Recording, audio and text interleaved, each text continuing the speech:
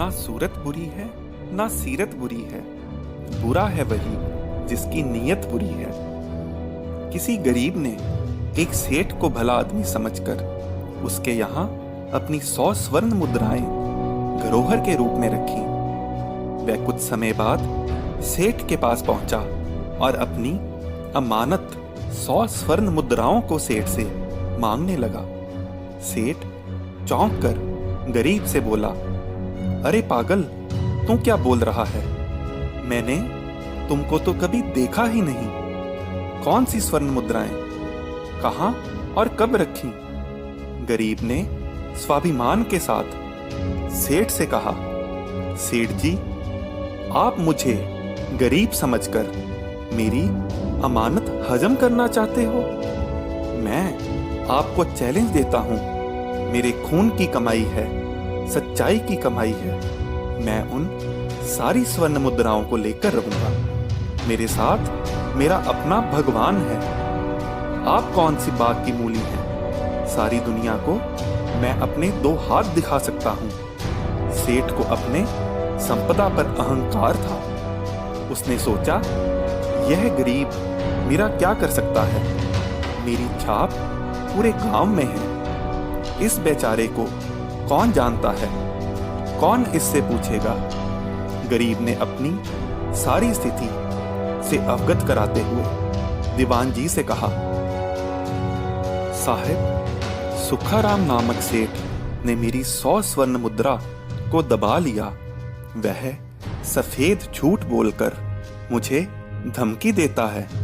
अतः आप मुझ गरीब पर अनुग्रह करके मेरी 100 स्वर्ण मुद्राओं को सेठ से दिलवाएं। दीवान कर्तव्यनिष्ठ, नीति निपुण था।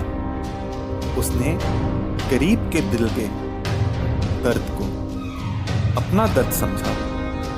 दीवान ने गरीब से कहा, देखो, कल दिन के 2 बजे आप सेठ के वहां पहुंच जाना। उसी समय मैं भी आ जाऊंगा। आप मुझे नमस्कार करके कहना, साहिब, आपके दर्शन बहुत दिनों बाद हुए हैं। दोनों सेठ के बंगले पर पहुंच गए। दीवान ने सेठ से कहा, सेठ जी, कल आपको नगर सेठ की पदवी मिलेगी। ऐसी चर्चा बादशाह के दरबार में हो रही थी।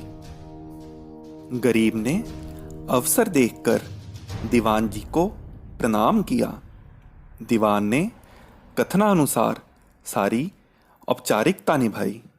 सेठ ने सोचा, यह गरीब मेरी पदवी के मध्य व्यवधान न बन जाए। अतः मैं उसे उसकी अपनी 100 मुद्राओं को दे दूं, ताकि मेरी प्रतिष्ठा दीवान जी की नजरों में बनी रहे। सेठ ने चुपचाप 100 मुद्राओं को गरीब के हाथों में थमा दिया। चैलेंज देते हुए दीवान जी ने सेठ से कहा, सेठ जी, ना सूरत बुरी है ना सीरत बुरी है, बुरा है वही जिसकी नीयत बुरी है। गरीब वहां से उछलता अपने घर की ओर चल पड़ा। सेठ अपनी बुरी नीयत की वजह से अपने आप को कोसने लगा। अगर आपको हमारी ये कहानी अच्छी लगी है तो हमारे चैनल को सब्सक्राइब करें और बेल आइकन को दबाना ना भूलें। ऐसी और कहानियों के साथ हम आते रहेंगे।